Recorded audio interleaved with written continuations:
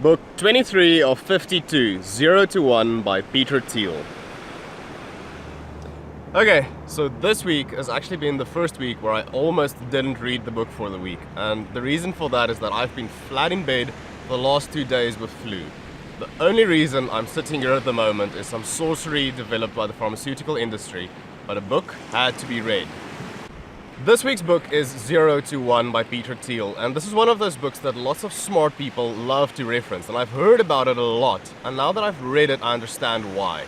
In it, Thiel shares a bunch of very interesting ideas and very contrarian ideas, contrary to the popular belief and what everyone else will tell you. And in this video I'm going to share just one idea that jumped out at me from this book. So Thiel makes the argument that monopolies are actually a good thing. He says that monopolists can afford to think about things other than making money. Non-monopolists can't afford to do this. In perfect competition, a business is so focused on today's margins that it can't possibly plan for the long-term future. And when you think about this, it actually makes sense.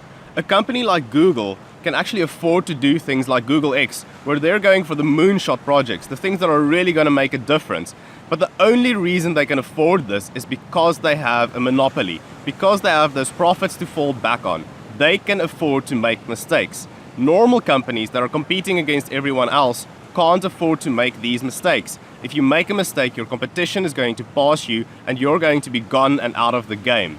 And Thiel actually makes a very good comparison between this and life.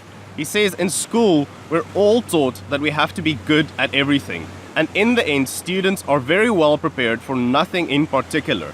They're good at athletics and math and everything, but they haven't focused on one thing. They haven't become a monopoly of one, and he recommends that we should focus on becoming a monopoly of one.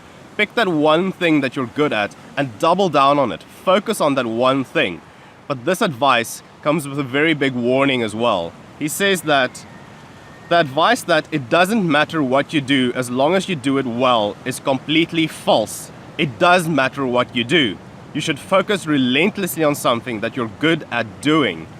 But before you do that, you must think hard about whether it will be valuable in the future. That's it for this week. I'll see you again next week with my next book summary.